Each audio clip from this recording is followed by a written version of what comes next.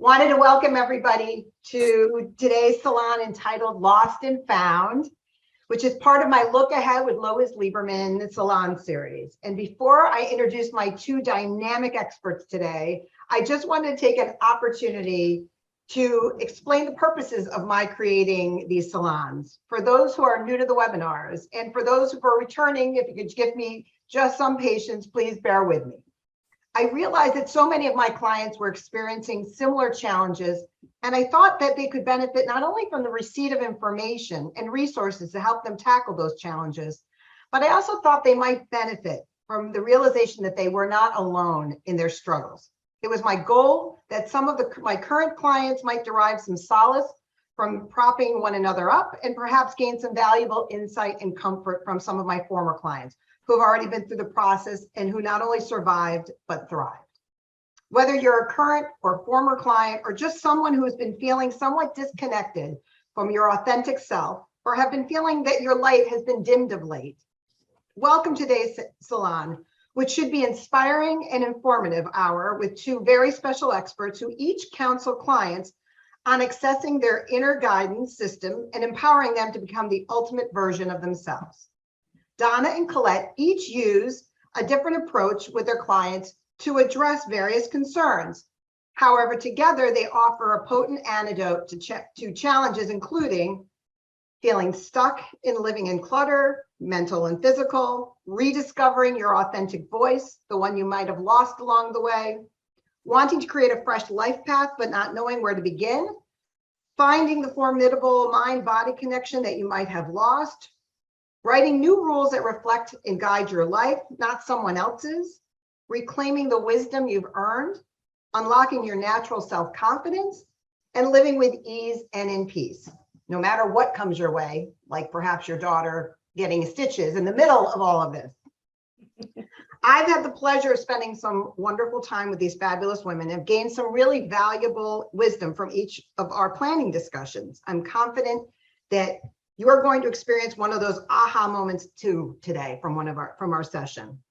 We're going to tape record this session, or we're in the midst of tape recording it, but I promise you, once we start having participation from you, which hopefully you will be asking some questions and getting some information in real time, that will not be tape recorded.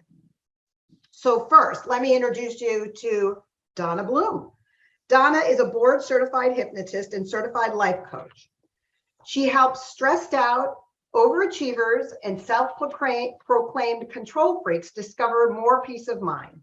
She helps clients transform anxiety, break bad habits, deal with overwhelm, and above all, trust their intuition. Donna has a passion for authentically connecting people with their inner wisdom for peace, trust, and transformation. Through the wonders of hypnosis and mindfulness, she helps clients experience a profound sense of inner calm to unlock natural confidence. Clients learn to follow their own inner wisdom as a powerful resource state for healing and change. Working with Donna is a journey of self-discovery to create your best life. Colette Lettieri. Colette is an empowerment coach who prides herself incorporating her success as a social worker and self-proclaimed health and fitness nut to better service her clients and helps them to the best version of themselves. Colette is a proponent of a fully customized plan. She uses her diverse background in behavioral and cognitive therapy while incorporating a mind-body connection to help her clients achieve their goals.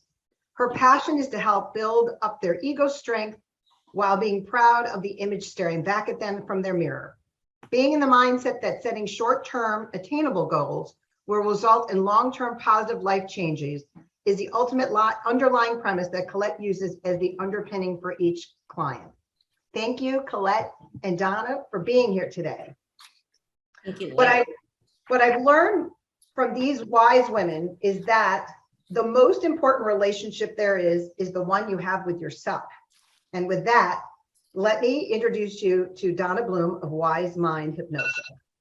Take it away, Donna. Thank you very much, Lois. I love what you said, that you have found with your clients that they share a lot of the same struggles. And I've also found that I actually learned that when I started teaching meditation classes about 15 years ago, that women were sitting in my classroom learning to use meditation, and they all had a lot of the same issues.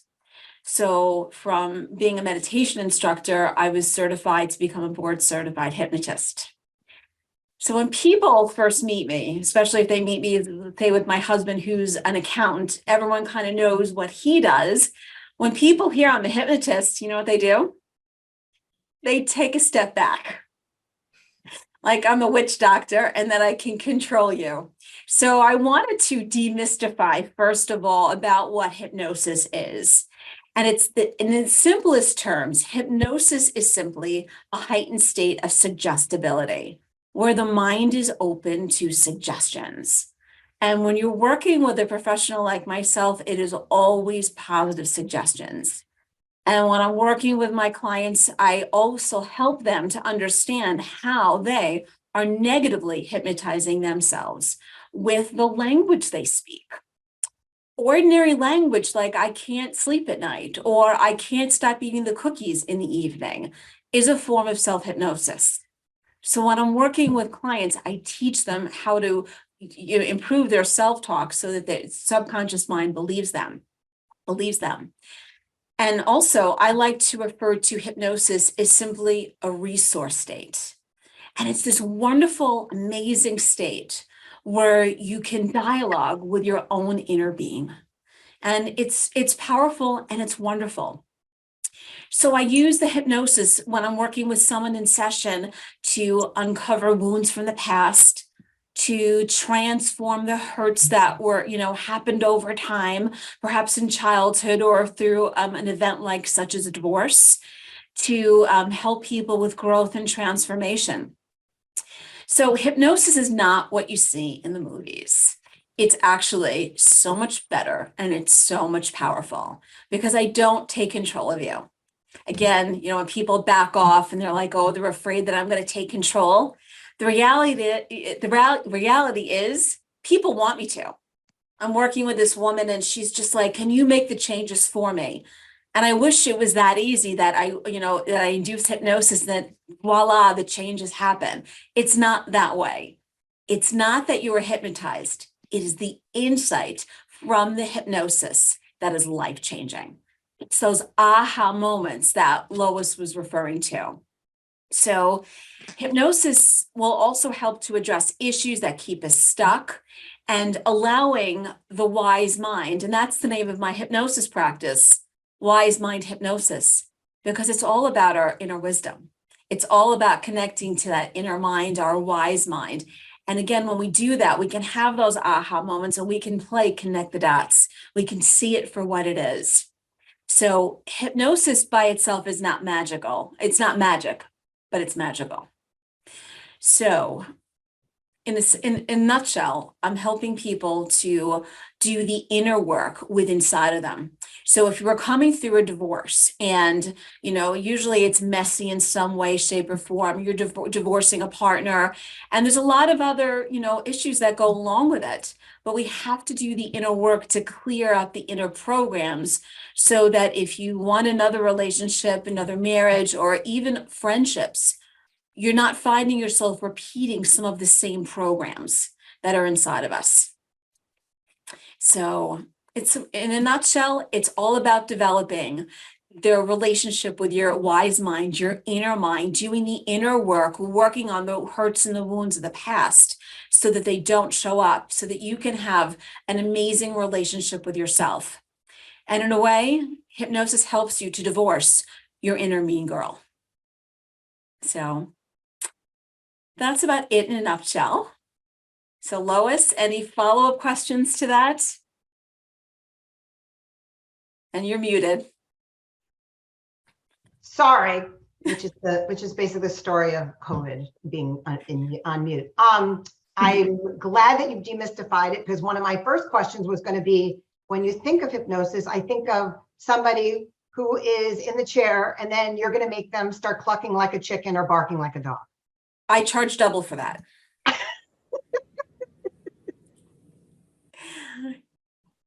So now once we're gonna get some more questions about your program and the hypnosis and the kind of therapeutic goals that you are trying to achieve with your clients.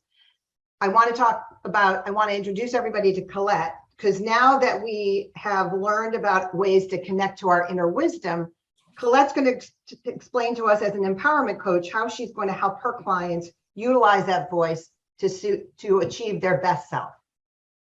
Take it away, Colette. Thank you, Lois. As Lois mentioned, I'm Colette Lettieri. I'm a licensed clinical social worker. I have a master's in special education, and I'm a certified health coach. Although my career started in front of a blackboard, it eventually morphed into a private office where I did traditional family and play therapy. It then took another small turn when I pursued a career in health and nutrition. All of these twists and turns and roads all served a purpose. Firstly, it satisfied my personal need for always wanting more for myself, and I do always love being a student. But most importantly, these roads helped me to design a useful curriculum that I use now to empower women, as I like to say, to find and become the ultimate version of themselves. A bit more about me. I'm a mom, as you may have heard when you logged on. One of my children is presently getting stitched up. She's fine. She will be fine, but such is the life of a mom. I'm a wife. I'm an energetic cheerleader, if you will. I don't do any stunts, but I'm always ready to go. Most importantly, though, I feel like I get women. Being a woman, I too have had moments of going off course and in turn found myself lost at times. But I think the difference was never giving up and never just relying on one mode of navigation. I think it's important to note that who I am now is not the same woman I was 6 days ago, let alone 6 months ago, and forget about 2.5 years ago.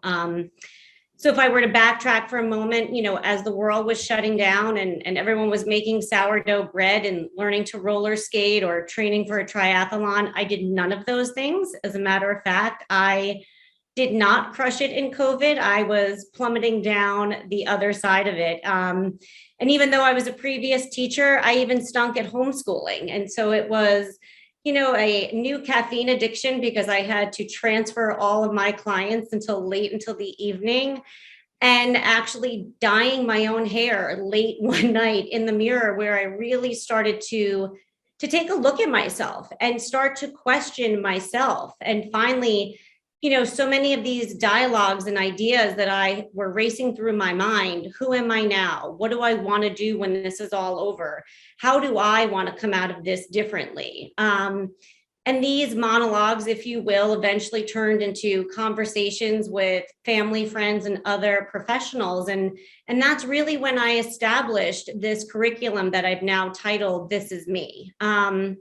It's a curriculum that I've had great success with personally and with my clients. It's an ideal curriculum for someone who's ready to go, for someone who's ready to take those first steps and move on. As Lois and Donna both mentioned, it's not just related to divorce. It could be that you're ending a relationship with a significant other, your partner, your best friend. It could be with your job or even your diet habits. But the bottom line is it's about change and standing behind the pronouns I and me. My goal is to get you back in front of that mirror and to really develop an armor for yourself so that you can go forward feeling protected. Of course, I'm running right now as either a 4 or 6 week journey. I proudly stand behind it. I always say now, this is me, Colette Lettieri now. I work with you. I hold you accountable as you navigate through weekly goals and assignments. We dive in, we dive deep. And like I said, I help you to build your personal armor so that you can go forward. That is awesome. And Donna, also just to circle back with you, with respect to the hypnosis and what you focus on with your clients, is this a long-term commitment? Is it something that is, that is forever? I mean, basically the point of all of this is that while I'm, again, just indicating and telling people what kind of resources there are. But my understanding is that both of you have kind of targeted programs with respect to what you look to achieve, which can be have later on a belt and suspenders or kind of a refresh, but it is got a kind of a limited duration, so to speak. Yes, when I'm working with my clients, my sweet zone is around 4 to 6 sessions, but I don't book individual sessions. I work in programs. So the program that I'm working with clients right now is starting intensely for a month. I'm seeing them 4 times in my office. I have a full-time practice here in Bethpage.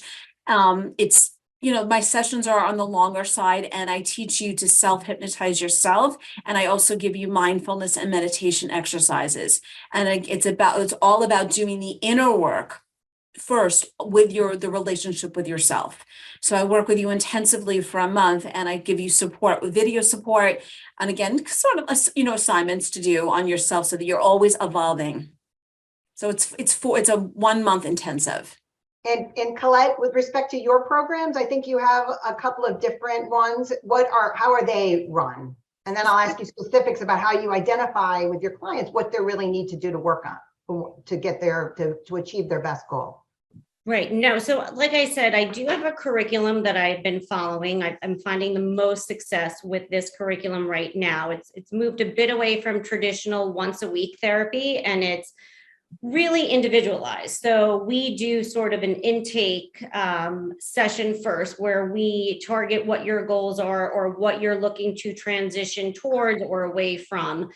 And then we come up with a plan that makes the most sense for your life. So right now, the 4 or 6 week program, what we do is we would then say, okay, for hypothetical Monday, we will do a 1 hour session. And then for the rest of the week, I will touch base with you, whether we schedule a 5 or 10 minute follow-up call for the next day, homework assignments, emails, text messages. So it's not just the once a week. So really to see that progression happen and that build up the momentum, I started to find the more times that I got to tap my clients, if you will, the better, success rates and their just motivation. And almost, one client today said to me, I knew today was going to be the day you asked me for that assignment. And I said, yeah, I gave you the weekend off, but today is the day. I want to see what you do. So we do a lot of FaceTime if it can't be done in person, or, Zoom, whatever mode works for the client. So I'm no longer married to in office. There'll be times where we do a walking sessions, earbuds are in and you get your steps in for the day, or your cardio, if you will. So Donna, let me ask you a question. If somebody's coming to you, which you're talking about connecting with your inner voice and your inner wisdom, what happens when your inner voice is kind of a mean girl, and is saying only mean things to you? How do you transform them into somebody to have your inner voice be more encouraging or be more supportive? So first of all, when we have negative thoughts, and it's not that we have negative thoughts, it's that we believe them. We want to be able to give a space for them and recognize, well, what are they trying to tell us? So I work on the inner wounds from the past, whether it's like in an age regression hypnosis session, to give that voice. First, we have to acknowledge, why is it that we're thinking these things? And we use the hypnosis to neutralize that, going in, acknowledging our thoughts and our feelings. And I had to workshop this on my own, from my own childhood stuff that was coming up so much, and giving it voice and recognizing what it was. And then the beliefs that I was holding, I know with myself is that I had some stuff growing up, and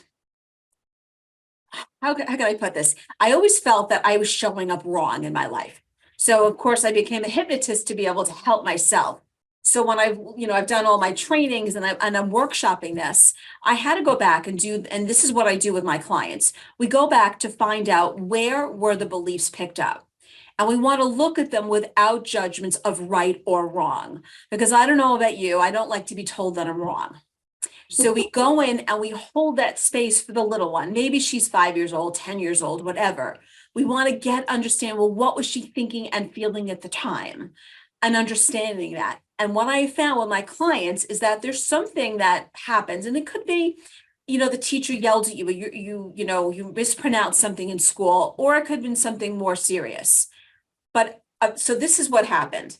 Then there's an opposing emotion, and it's usually anger or guilt that causes some kind of an internal clash. So we want to give voice to that and hold a space of compassion so that we can segue and transcend it. So I help my clients go in, do the deeper work, find out where the bones are buried.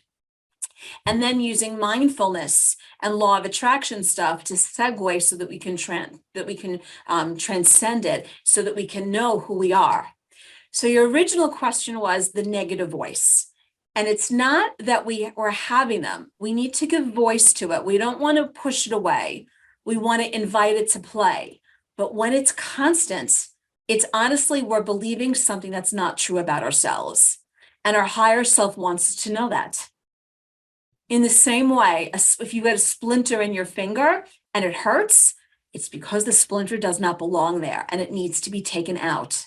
So first we want to find out where it came from, give space, give compassion, and then go on and understanding, well, wait a second, and start challenging that. So you can understand that what we're thinking, if it doesn't make you feel good in your body, the inner mean girl, it's because it's coming from ego and not your higher self. It's not who you are. So we want to be able to transcend that. And when we know that we're loving and that we're good moms and that we're good people, it usually feels good in the body. That's what we want to connect with and hold on to those states. So it's kind of like, for me, it's going backwards first, kind of like a bow and arrow. We're going backwards first before we can go forward. And just to follow up on that. Yeah. How do you, once you have been able to identify and be able to ensure that the client is recognizing why they may be giving clarity, or that they are believing those negative thoughts and recognizing why they're feeling that way or where it came from, and to let it play out, so to speak, and give it and neutralize it to a certain extent? Since we all seem to kind of go back into our own like loops, how do you give them the tools to kind of remind themselves where it's now 2 months from now and something else has kind of triggered them? Either it's their husband sent them a nasty email or whatever it is, it's just something is triggering them. How do you give them the tools in which to ensure that they are not going to kind of go down the rabbit hole? Okay, so that's what I do in sessions with my clients. Depending on their belief systems, I will teach them mindfulness techniques. One of my favorite things is something called Ho'oponopono, which is a Hawaiian healing modality that I absolutely love, and it connects us to our inner wisdom. So can I give you my water bottle example that I used with you and Colette? Please do. Okay, so this water bottle, it's got lots of water in there. And if I want to drink, the water will flow easily. So what happens over time is that we have memories stored inside of ourselves. And it could have been where mom just didn't have enough time for you, or called you a name, or your sister or your brother picked on you. Those programs start to calcify. And then we get very sensitive about certain things. Then we go along life avoiding triggers that we don't want to get triggered. He triggers me. My mother-in-law triggers me. The boss triggers me. And these things grow bigger and bigger, and they become like little balls inside of the water. So if we want, and our water represents our energy, our natural spirit of who we are. And so they're getting stuck and trapped, and so we can't flow. So the idea is to practice these mindfulness techniques so that it's like driving a car, you know what to do. So when you get triggered, life happens, things happen in the world, you know, you can use your resources to understand, wait a second, I'm in a loop, I'm negatively thinking, I'm disconnected from who I truly am. Use a tool so that you get insight and wisdom. Very interesting. And I have to walk the walk, you know. I had a medical thing going on this week, and I just had to use it to know that I'm okay, or to trust that it will work itself out. And I had to really walk the walk. It's because I practice this stuff over and over again. I don't just teach it. I walk it and I learn, like Colette, you know, and I share personally with her offline. You know, we've all had our hardships. We've all been thrown to the ground. It's like, okay, get up. Let's wipe the tears off and get ourselves up. So, and it's having a relationship with ourselves. And when the inner mean girl cries, okay, sweetheart, what do you want? What do you need from me? What do you need me to know now?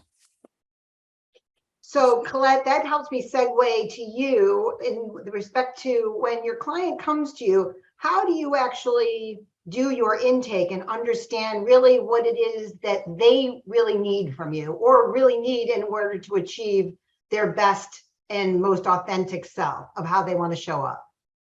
Well, I think, first and foremost, it's sort of like logging on today, right? So most of these, I can't. Hopefully not as difficult as I was. No, my no, background. no. No, but I think, setting up the first phone call is really, it's exactly that. It's getting off the couch, if you will, right? It's taking the initiative. They've probably done some research. There was something about my background that was maybe a little bit different than others, and they were interested to find out more. But there's something in them that has been, the flint, if you will, of fire has started. So normally, I mean, I would be really bad at what I did if I couldn't get the dialogue going with, so tell me where we're starting, tell me where are we at? And obviously I have a script of questions that I follow, but I have yet to have a client where I've even probably gotten more to the third or fourth question, because it's normally like, boom, this is where I'm at. And I think especially beautifully coming out of this pandemic, exactly in what I said is we had these aha moments, being stuck home, being sort of confound to a certain space, or even our offices now being at home. I'm finding most of my clients simply want more, or they found a passion that they forgot about in the shutdown, or for example, and I think we spoke about it, ladies, on one of the calls, is in the shutdown, really realizing that they were not putting themselves first. And it was something as simple as, can you identify the difference between self-care and self-love?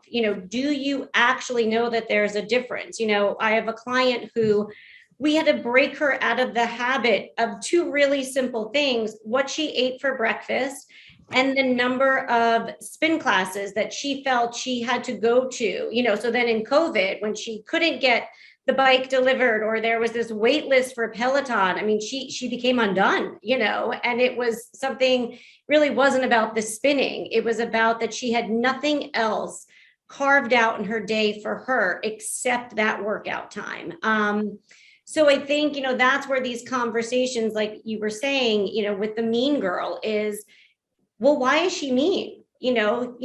Why does she feel like she has to have this force or this energy to protect herself? So again, sort of breaking down maybe the armor that she's initially, or he is initially put on because they were defending themselves at work or in their marriage, or with their siblings or their parents, and really identifying, can this piece of the armor come off, and could this healthier piece come on to protect oneself? So just following up with what you were talking about, the difference between self-love and self-care, can you give us a little insight about that, since we're always talking about, like, loving yourself, or what to do to show the love, so to speak? Sure. So the example, I'll stick with this client. She had this routine, and it was a wonderful self-care routine. She had her workout, she did some mindfulness, because that was what her, her yoga teacher had said that they should be incorporating, and she was running this routine. And then, obviously COVID hit, and suddenly she had 4 children at home, and her husband is in the basement that they've created as his office, and she's in a bedroom office. And she literally started to say things to me like, I don't even know who I am anymore. I don't even know what I want to do. And oh, hold on, I can't talk because, blah, blah, blah is happening. And so what I finally said to her is, well, where are your boundaries? And, she looked at me and she said, no, I don't think you get it. I have 4 children. And I said, no, I think we just need to have a system that puts you first, because you're no good to these other 5. And there was a dog, so 6. And where do we go from there? Do you actually look yourself in the mirror, and do you smile? Do you smile back at the image you see? Do you talk to yourself? Do you give yourself a pep talk, not just to get the tasks done, but because you believe in what you're putting forward and that you're proud of it? How much internal dialogue are you having? Or is it just the rat race of, I gotta go, I gotta go, gotta go. Oh, good, check, we did that, check, we did that, check, I worked out, check, I did my green juice. And I remember one day saying to her, do you actually, what's in your green juice? Do you like it? And she looked at me and she was like, it's so good for me. And I was like, that's not the question. I said, why don't you, would you, make a smoothie that you actually loved all of the ingredients? Oh, well, that has this and that has that. And I said, okay, but why are those, why is that bad? Well, that's so much this and so much that. But she was following the script for everybody else's story. And what we found over time, and we ended up working a bit longer, was that she really struggled to look in the mirror. I did this challenge with her and I called it a selfie challenge, and I said, no filters, just start taking pictures of yourself. And are you quickly scrolling? Are you quickly running to delete it? Are you quickly going to edit it? Could you just look at your raw self and give her a compliment or tell her how much you love her? And she couldn't for a while.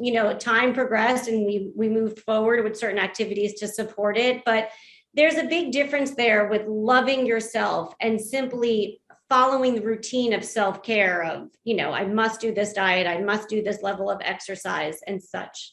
And boundaries. I think the key piece to self-love is, are you comfortable with the statement, no, period?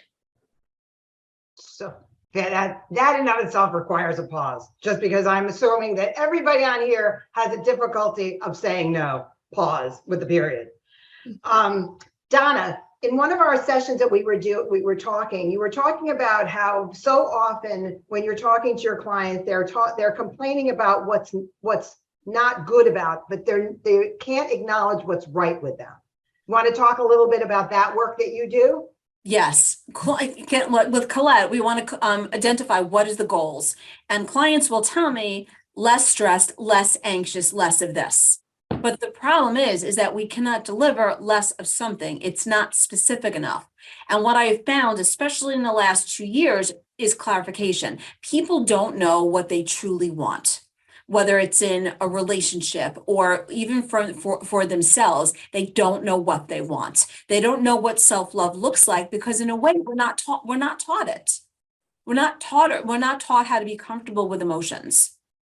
So it becomes about clarifying what it is that they want. That makes sense? It's absolutely. And with respect to trying to kind of delve deep to find out what is it that they want. I mean, everybody wants to be thinner and they want to be happier and they want to, have a good relationship. But like, how do you really decipher with somebody what they really want? So let's just say they want to be thinner. And yes, we want to be thinner in a way. Well, why do we want to be thinner? That's like less seen in a way. But so what are their real goals for losing weight? And of course, depending on how much you weigh, of course, it's going to be health reasons. But what are the real benefits? What's going to be different in your life? What's going to improve? How do you want to show up? So when you're thinner, well, what does it make room for? Which is quality questions. Well, what does it make room for?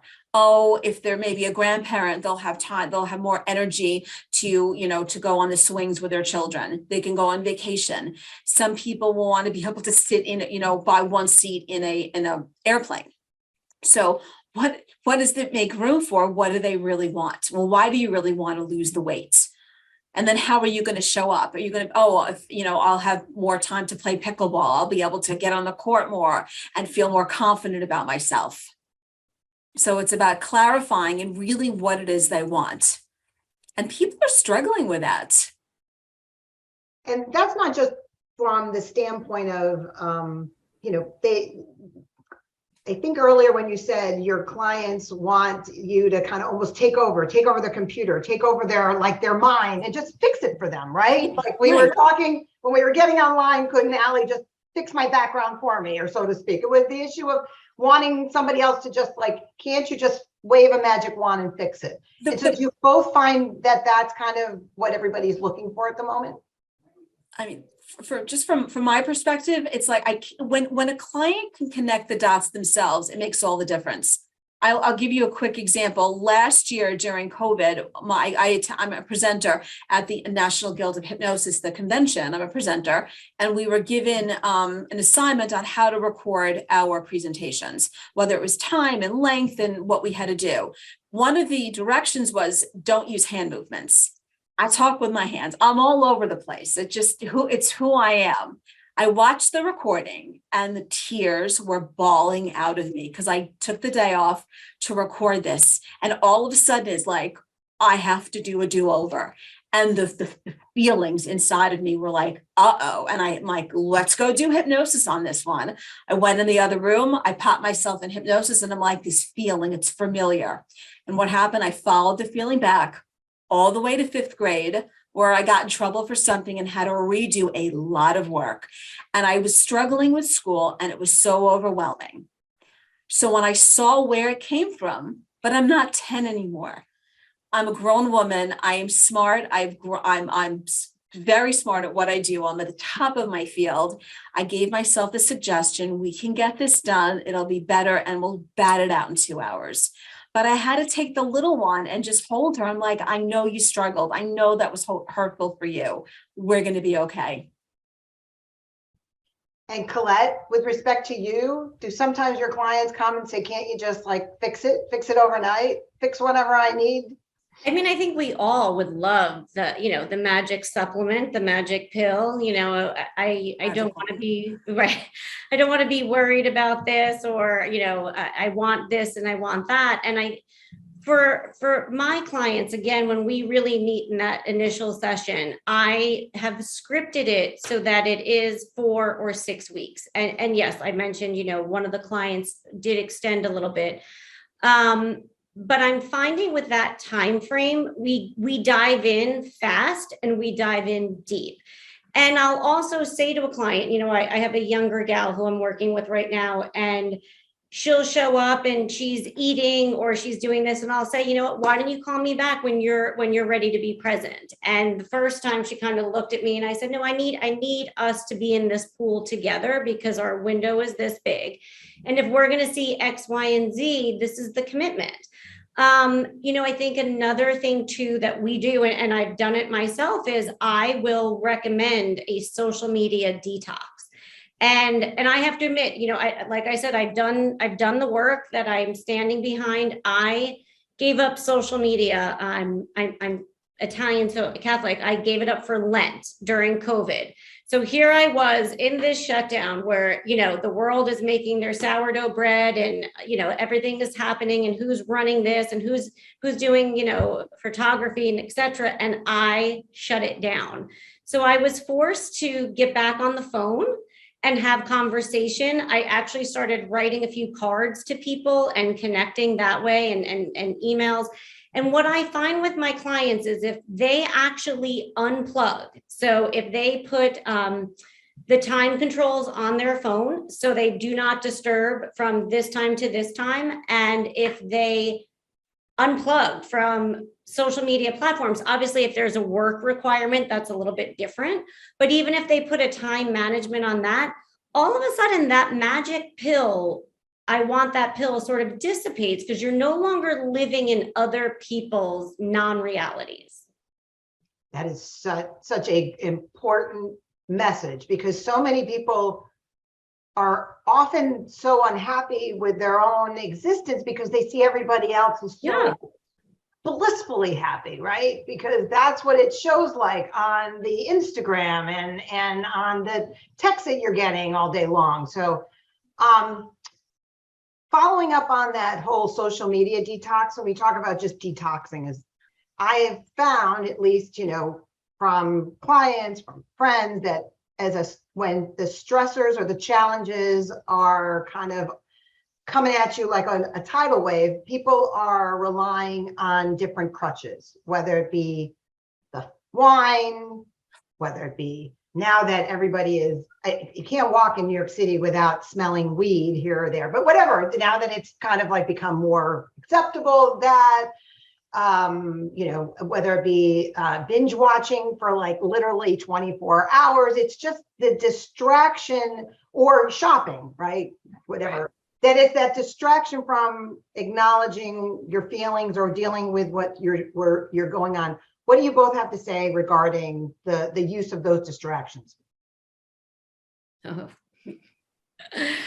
Well, I guess I could start. I have a client who is in the throes of a divorce right now, and she's probably down 25 pounds. And I said to her, wow, what, I haven't seen her in a few weeks. And she asked for a follow-up session. And she just said, I'm not eating right. I'm not doing this right. And I said, it's evident, I could tell even though we're on the computer. And the very first thing I said to her is, you're responding out of hunger.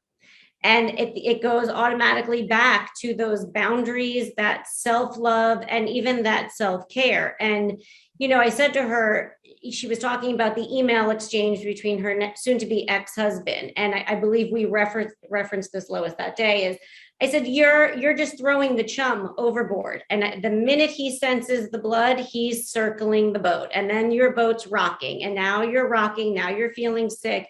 And it really does, it comes to that mind-body connection. And that's why I think my background in health and nutrition does help. But it's that balance point, and it's really striking that balance, a little bit of this, a little bit of that, being true to you.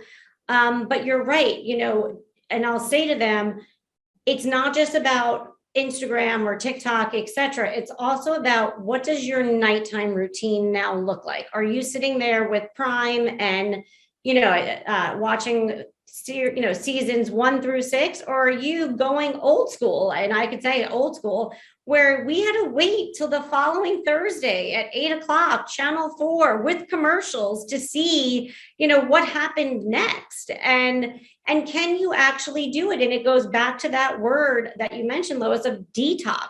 Are you willing to feel uncomfortable, to sit in your own, and see what comes out of that? And for most of us, is the uncomfortability is where the change happens. And, I remember a friend of mine, we were watching Virgin River, full disclosure, right? Because it's kind of in a pink bow and it's easy. And I don't really know where this place in California is. And I could say that because I lived there and I never experienced anything like it.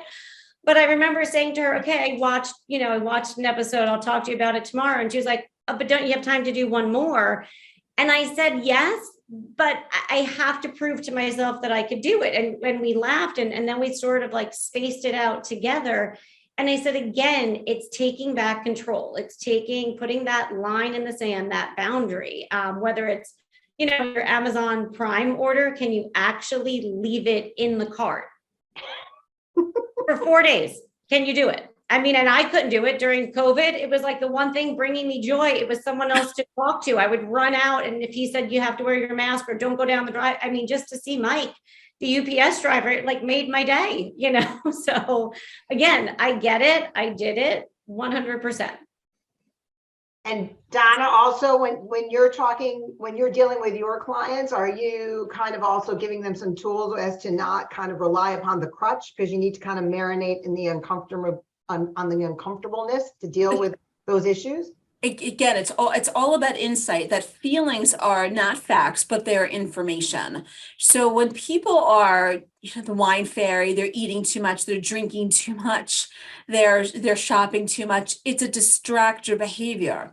So we as humans go away from pain and towards pleasure. So we feel bad about X, we don't feel good, and then we distract. So that's the behavior. So we want to look at, what is the emotion driving the behavior? So we want to ask again, well, what is it? And we want, like, oh, so if it's a situation and the person's angry and they're like, well, I'm angry. Okay, what are you angry about? And then they like, well, someone died. My client this morning, she's like, well, my best friend died. The best friend was 100 years old. Like it was time. So her inner child was angry, even though logically, it's okay. It's 100. She was 100 years old. So we want to give voice to the feelings and make sure if the feeling is congruent. So anger means something is not fair, and that not fair feeling is there to try to make it fair. If we're scared about something, well, what am I scared about?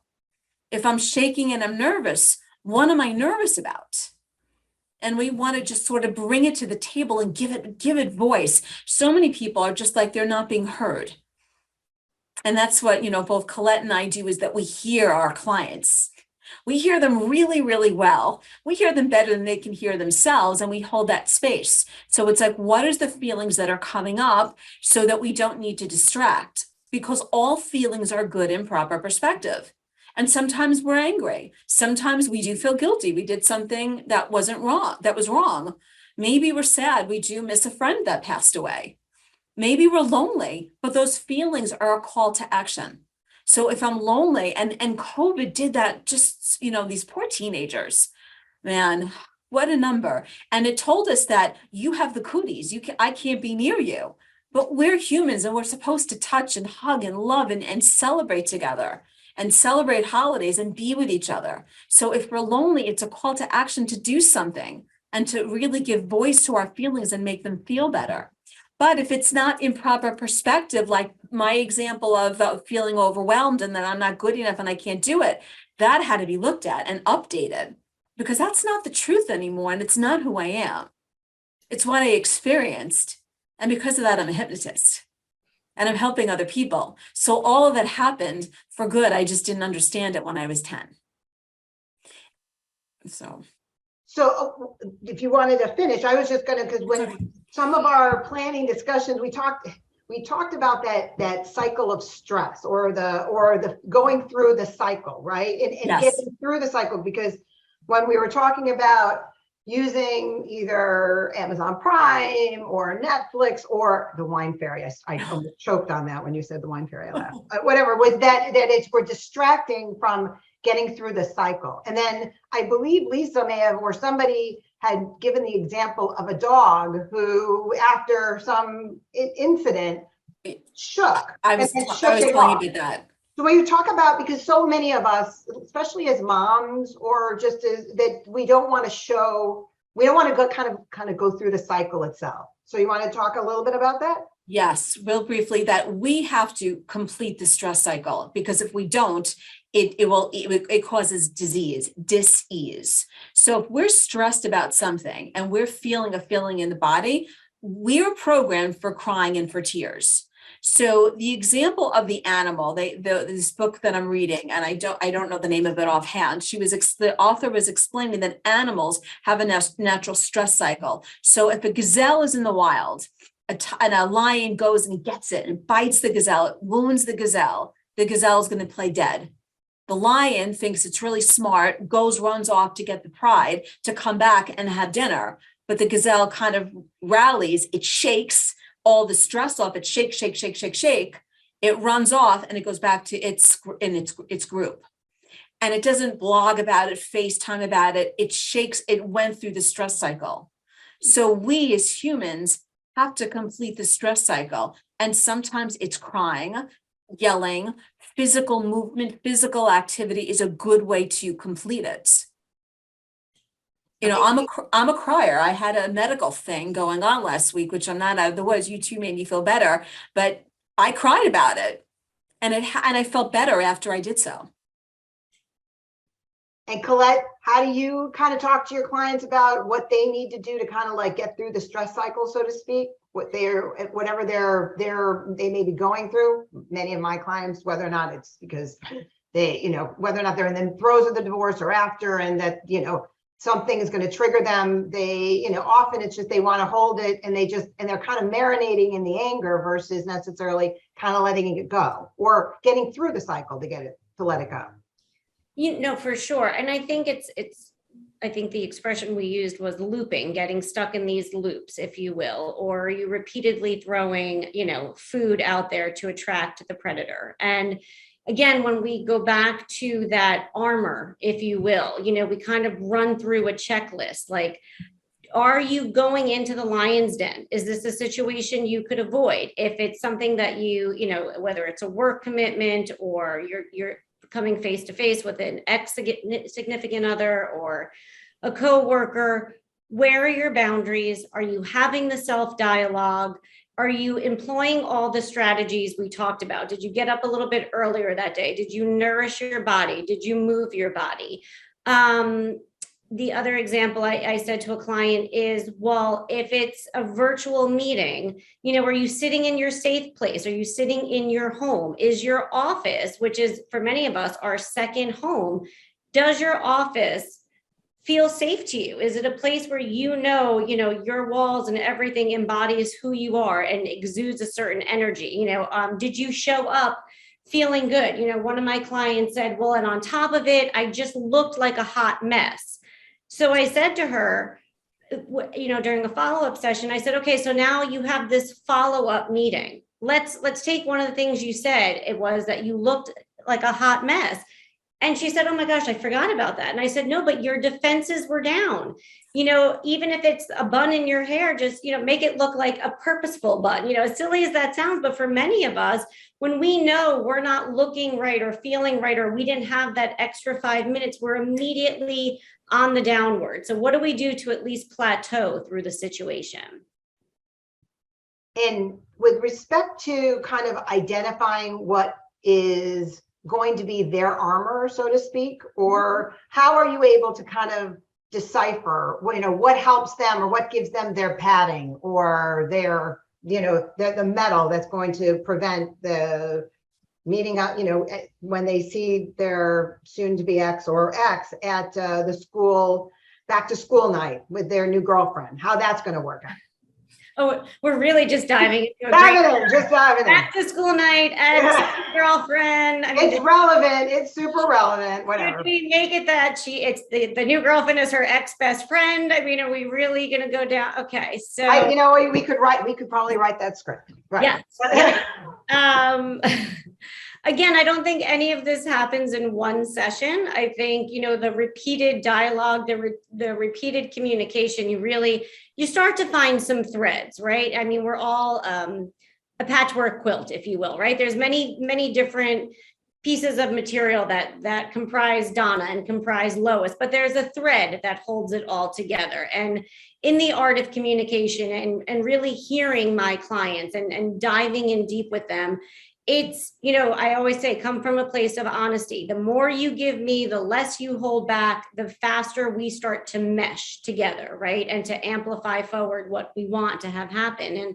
And I think, for the case of the woman who's walking into back to school night, which I don't think is fun for any of us. I mean, it's usually late in the day. We're all strung out. Do we really, the bulletin boards look fabulous, and we really would rather the one-on-one with the teacher. So I think it's important to even say that to, the client and say, this isn't a fun night for anyone, but is there another mom that you can go with or another friend that you can go in with? Do you have a little something that is your calming tool, whether it's, for me right now, I'm holding this little gem, and it used to be on my mom's desk. So when I got the phone call from, my daughter, what was happening as I was meant to be on this Zoom, I literally grabbed, my mom's little love rock, if you will, and I just started playing with it and just started channeling my mom, right? And I think it's exactly that. It's having those repeated dialogues, finding a mantra that makes sense to that person, making sure that maybe they're seated by the door. So if it becomes too much, it's a very simple exit stage left, right? Or knowing how to teach your client when to take a beat. When do they need to take that moment and say, for just this, I'm not gonna do this one. Again, that no period. Or maybe knowing that back to school night is not going to do anything but hurt her. So instead, sending the email to the teacher of, I'd like to just schedule a one-on-one or a FaceTime, and knowing when that boundary is really helping save yourself from an unnecessary bump in. I mean, look, there's going to come a point where there is a sit down or there is a dinner with the new girlfriend, fiance, ex-best friend, whoever she is, and we'll get there. But also knowing right now, I'm not in the headspace to do it, and that's okay. And with respect to those kind of, you have the talisman of your mom's love rock, so to speak. Yeah. Donna, when it comes to the issue of like kind of reminding your clients about the tools that they have to use when they get triggered, do you, there are some hypnotists that I think have like either ear cuffs or they use like rubber bands or whatever. Like, do you have things that you kind of little hack, so to speak, to give people something to kind of focus on when they are triggered, so to speak? So depending on the client, sometimes I will do a hypnotic anchor, which is like usually like the okay sign, and it's like for peace and calm or for sleep. We can do hypnotic anchors. I don't really do them all the time. I will do a mantra or I'll have a client do an affirmation. One of my favorite again is back to something called Ho'oponopono, and it's just a way to connect back to inner wisdom. That and self-hypnosis are my two favorite things that I use. And it's about practicing positive states. And I teach a bunch of different strategies, and I'll have my clients like pick their top 2 or 3 that they can use repeatedly. It's like, the 16-year-old who just gets their permit and it's snowing outside, who is not driving the car home from the DMV. They're not, because they don't have practice driving the car. So we have to practice positive states, because our default is negativity, and it's a survival thing. The brain will go for what's missing versus what's whole. So we've got to practice these boundaries. We've got to practice these affirmations. We've got to practice using discernment when it's the voice of love, where it's going to be okay, or fear. It's a practice of listening when your higher self is telling you something. When I had to have a conversation with a loved one of mine, and I was angry about this, that, and the other thing, I did my practice and I heard simple words: we can do better. We can do better. What are you going to say to that? What is the person going to say to that? And it led for an opening of conversation. So it's all about the connecting to wisdom and listening to ourselves for truth. It's easy. Your feelings tell you. It's like the dashboard in the car. If you've got no gas in the car, you have to go fill it up. It's not good or it's bad. That's what our inner wisdom does. If you're feeling if the inner mean girl's talking too much, what things are better to fill up the tank of love? Where do we need to put the brakes on things? As Colette was saying about boundaries. Also give tools to to give somebody that all of a sudden, you're about to meet somebody, you're just all of a sudden feeling just completely self-conscious or not well, or, not thinking that you're going to be your best self. How do you kind of like have you give your clients the tool to remind themselves? It's like, either fake it till you make it, or actually believe, like, no, I'm hot shit, no matter if my hair looks like crap or not. Whatever. Listen, sometimes it goes down to the ABCs about just becoming aware of your surroundings. Breathe, deeply breathe. You can feel, because the breath is our life force. Breathe into, yourself, ground yourself to the earth, and then realize, ask, and this is a powerful question I ask myself and I ask my clients, and the answer will differ in context, is how do I want to show up? Yeah. How do I want to show up when I'm presenting, when I'm at home? And if, say, my hair was a hot mess on something, even though my hair was a hot mess today, I came from the heart and I did my best. Because when that comes down to judgment, and judgments and expectations are the two things that get in the way with people. We are we're afraid to be judged, or we're judging ourselves, or we have expectations about the way things should or should not be. And then then there's the comparisons, that we're comparing ourselves to this colleague or this person, and which goes back to comparisons is another form of judgment. I think that's great though. How do you want to show up? What's your energy saying about you? And I think that was really more of what that conversation was her energy was off, and just like the phone call that day with you gals, my energy was off. I thought it was going to go one way and it completely went another, and it ended up being for a great laugh and such. But it's really, how do I want to show up for myself? And I think that's the point I want to drive home, literally home. How do you go home? How do you show up for you? And that's the importance. And going back to one of the things I said earlier with the social media detox, is going through, taking time. All of a sudden you might find you have extra time, and detoxing, or doing I love those two gals, the home edit, right? Like going through your closet, how much of it is just fluff? How much is just stealing time and space, et cetera? And I remember a few weeks ago, I pulled out a blazer from like 15 years ago. And it's just this old tweed J. Crew blazer. But every time I put it on, I'm like, it's totally out of date, but I love it. And I love how I feel in it because it reminds me of a certain period of time in my life. So I want to show up wearing that, knowing how it makes me feel, the energy it evokes for me in a very positive way, as opposed to, something else in my closet, maybe. Right. But clothing can do that. Totally. It's good. Well, when you were talking about the feeling of it evokes, right? What makes you feel confident? What may be your talisman? What, I'm sitting here holding on to boxing gloves that a client gave me many years ago for fighting for her. But it's like brings me, great like calmness or whatever when I'm feeling a little concerned. Just following up on when you were talking about sometimes that you keep people at the curbside or through the peephole because they may be somebody or people who bring negativity to your life. How do you kind of urge people when you were talking about either the home edit or whatever, it's getting rid of people who don't bring you joy or positivity, but who bring negative energy to your life? I think for the work I do, it's really identifying how did they first and foremost come into your life, right? Are you holding on to them because maybe of obligation? If it's a family member, is it because your mother said that you have to invite everyone to a holiday dinner? Or is it your father's long lost so-and-so? So there's that obligatory piece, right? I'll say for myself, sometimes I sometimes call them the playground moms. Like they're the moms you meet initially because all you want is somebody else who can walk alongside of you in your stroller. You just want someone, misery loves company, if you will. So you're overtired, the baby's whatever the case may be. And as time goes on, you realize, I don't know that this person is my person. I don't know that she represents who I am, especially if you're constantly working on yourself, you're constantly evolving. And I think first and foremost, you have to have a true dialogue with yourself.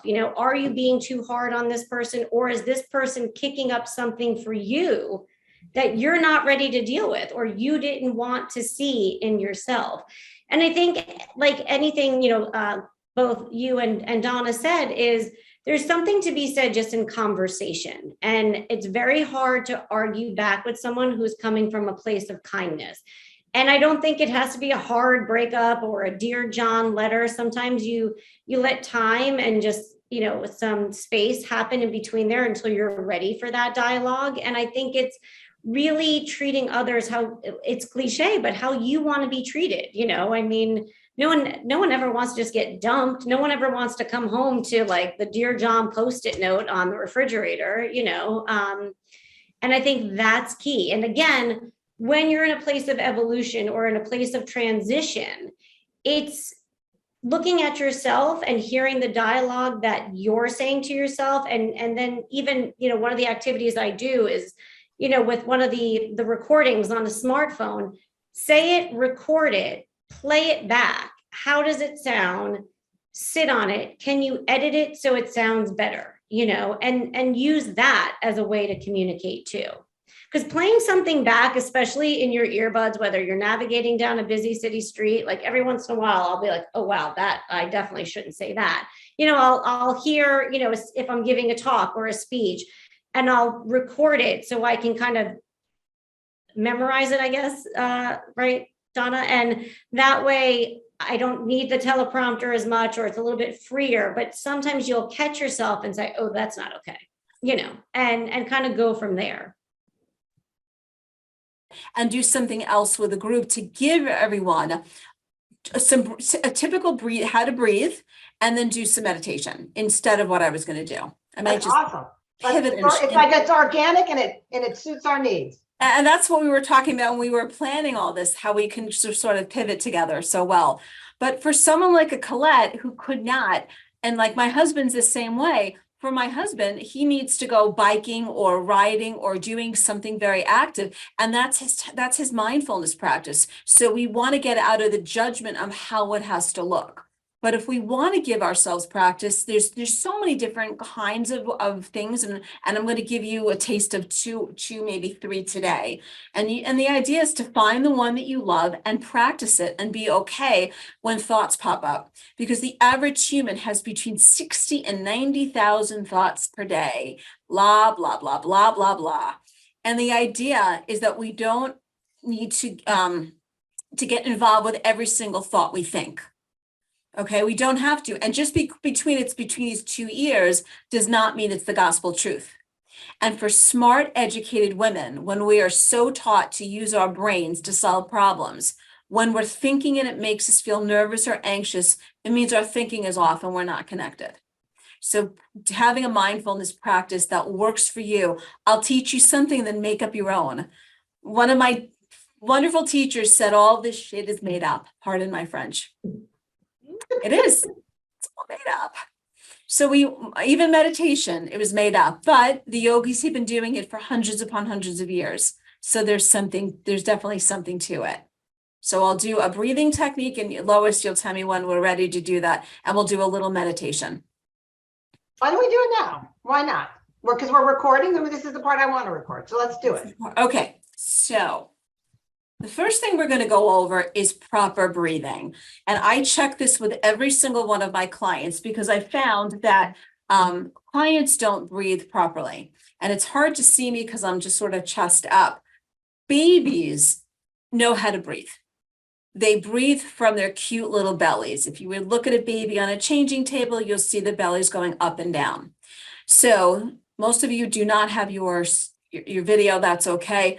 Put a hand on top of your chest and another one right above your belly button. And just take a breath and just notice. Take what you think is a deep inhale. And just notice one hand is moving. And I'm going to pick on Lois in a second. So just take another nice deep breath for me. Okay. Lois, what hand is moving?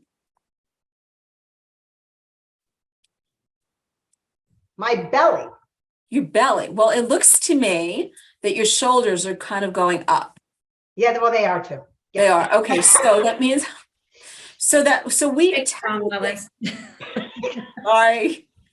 We're having fun. It's all in good fun, but you're a very good example. And I saw this in the class that I did yesterday, that a lot of people take a breath and go like this. And it's not this. And I know, God forbid, we're a pound heavier. We want to breathe into the belly. So if I were to blow up a balloon, the balloon's going to go out because we're blowing air in. So when we as a person are inhaling, the air is going inside of us. It goes down past through the lungs and ideally through the diaphragm into the belly. So to connect, so when we take an inhale, the belly button should go out like this way. And give yourselves credit. This took me about 6 months to master this. So put both hands on the belly, right over the belly button, and take a quick sniff like you're smelling spoiled milk. Real quick, like this. And you should all feel your diaphragm. I'm going to just change the view I'm going to put this on gallery. Okay, so just take a quick sniff. Did you all feel that your abdomen muscles engage? Because that'll tell you where to focus the breath. So when we inhale, we want to swell the belly with breath so that your belly button is pushing against your hands going out. So I'm going to change that too. So take a nice deep breath. So Lois, have your hands on your belly and take a nice inhale for me. Good. Did you feel that? I did. Okay, good. Now on the exhale, when we're letting the air out, the belly button should go in the direction of your spine. So it's skinny belly. So inhaling and exhaling. Inhaling exhaling. And I don't feel as lightheaded as I did before. Now, if you feel, thank you for saying that. If you feel lightheaded, you're not used to it, and just back off a little bit. It's normal. So you just back off the breath. So when we breathe into the belly, we're stimulating the vagus nerve, which runs through your ear all the way down past into the diaphragm. And when we breathe into the belly, and tug on that vagus nerve, it secretes serotonin, melatonin, and endorphins.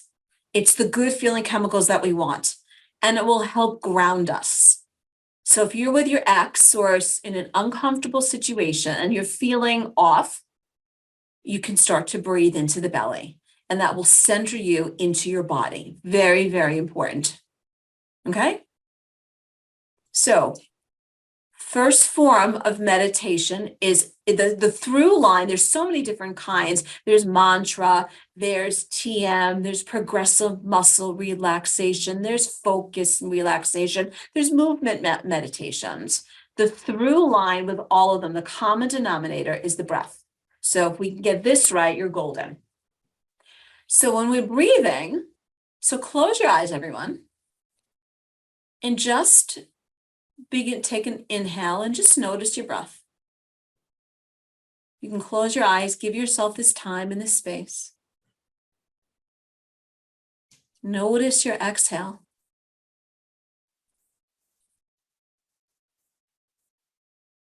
Breathing in, swelling the belly with breath.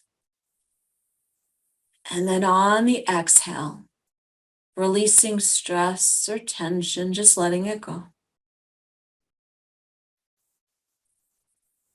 And just continue to notice the gentle rise and the fall of the belly. Perhaps even noticing when your inhale turns to an exhale. Breathing in and noticing the pause between the exhale, reverting back to the inhale. Breathing in and breathing out. Just noticing.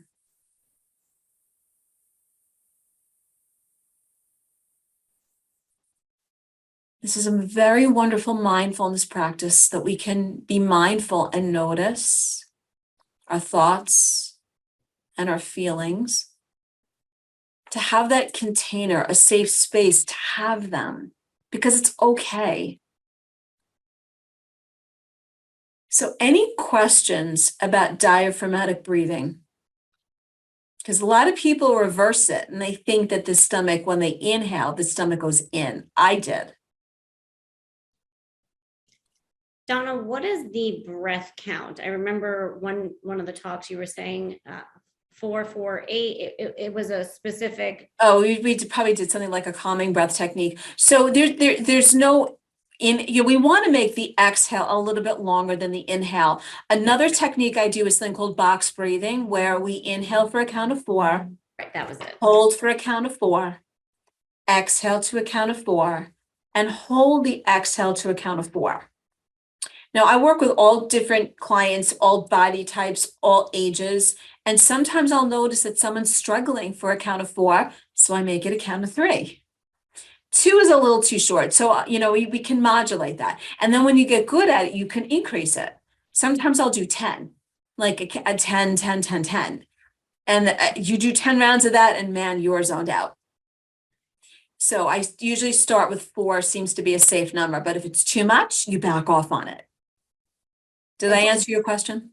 And just following up with like what Lisa was saying in the sense of like the mindfulness. So like if you practiced your breathing, that breathing exercise, like how many minutes or how many times a day does that get you into kind of like a mindfulness routine, or like that you're kind of like you're out of your head for a I love the question. It is, and the answer is until you feel a shift, until you feel oh, I'm okay. And we want to put our self-care on top. And I love the way what Colette was saying about what is it, self-care versus self-love. And being mindful is definitely under self-love, but it's good for self-care. It can fall under both. And that breathing is our breath is our life force. It's the very first thing a baby does when they're born. And it's the last thing that the person does before they die. And that's when we know that they're gone. Did they take the last breath? It is our life force. We can sustain without water and food, but we cannot live without our breath. So when we can have the relationship with it, and we don't want to hold it, because holding our breath until it's over doesn't really work. It's just a thing. So you can do that until you feel that I'm okay. If you can give yourself longer to do that, awesome. So we'll do box breathing for Colette. And then I'll do something called, it's a purple flowers meditation. And I just call it the purple flowers meditation because it's the music I use. And it's a breathing technique, and I'll put some soft music on and we'll just do that. And then I'll give everyone an affirmation at the end that is universal in nature. How does that sound? Great. Okay. So any questions before I'll check the chat box if anyone wants to put that there. Any questions about the breathing or the box breathing? No, let's do it just because everybody, Yes. we had originally done it for an hour and a half, and it's like, I'm always nervous, and it's not that, it's too much time, and it never is in any of these salons. Now when I talk a lot. We're already at 5:31, and I already know I have a 5:45. So let's Okay. do and then I'll wrap it up. And you're on the chat. I know that Allie's going to follow up and give everybody both of your contact information and a couple of like takeaways to remind people. And also this was recorded so that we can always give it out to other people who are not able to make it today, or unless you want, and if people wanted to kind of like replay it, so to speak, just because sometimes those kernels are like there and you're like, oh, what did they say, kind of thing. So let's do the meditation. Okay, so I'm skipping right to the meditation. Yeah, let's do that. You got it. Okay. So I'm going to put some soft music on. All right, so everyone just get in a comfortable place.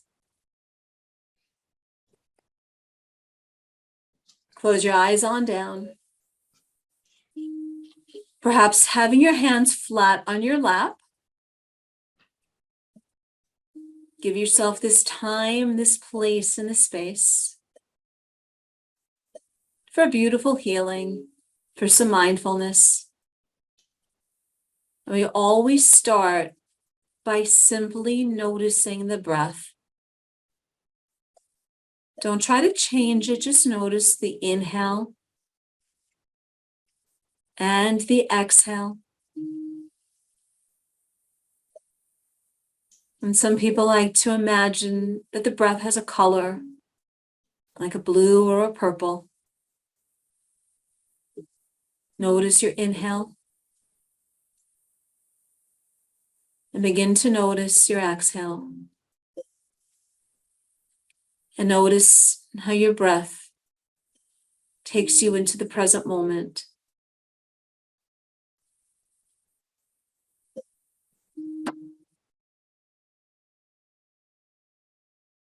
Noticing the rise and the fall of the belly.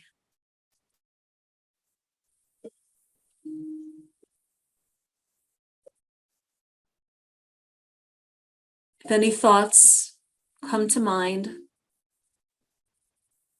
notice them and just let them go like a cloud on a beautiful, warm day. Your breath takes you a little bit deeper and deeper.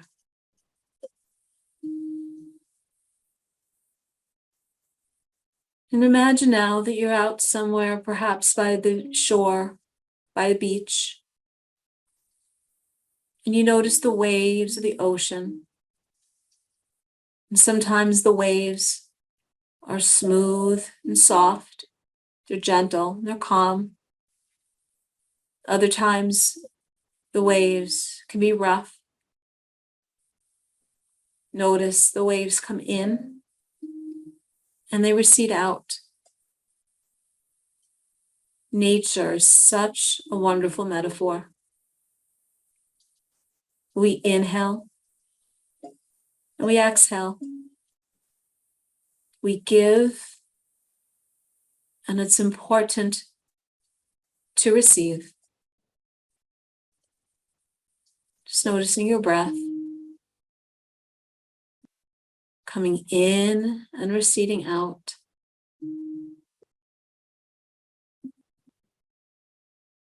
And be curious about the pause between your inhale and your exhale, and the stillness that is in the pause. And I'm just going to be quiet for just a bit.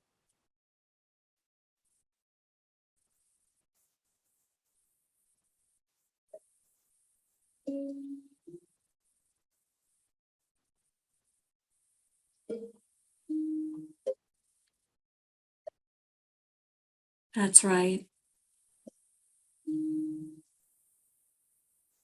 And now a final affirmation, breathing in these simple words. I am love. Breathe that in with your inhale. I am love. And on your exhale, exhale that out into the world. I am love. These three simple words of truth. I am love.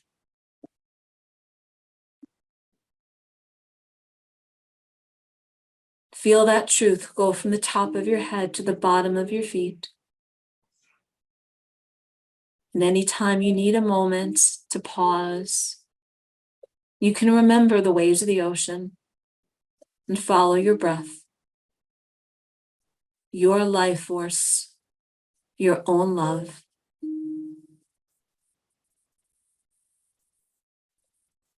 I am love. And just check in and notice how you feel. I'm going to count from 1 to 3. And when I get to 3, you can open your eyes, feeling refreshed and alert. 1, drawing back into your body. 2, feeling a sense of gratitude for who you are. And 3, when you feel ready, open your eyes. Thank you, Donna. Thank you so much. Gosh, I definitely feel better, I have to say. All right, so I want to be able to close out the session thanking both my wonderful speakers today and thanking so many of you who stayed on for much and most of this Look Ahead Salon today. And I'm hopeful that everybody got some important takeaways from this session.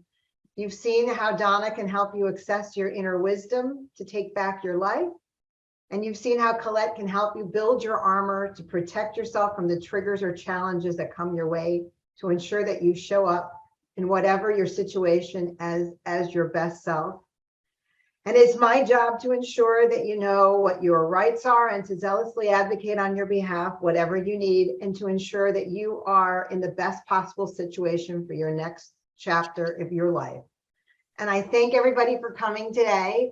You'll be invited to whatever my next Look Ahead Salon is, and you'll be getting information as to how to contact Colette and Donna in the future. Thank you, everybody. I appreciate that you all came.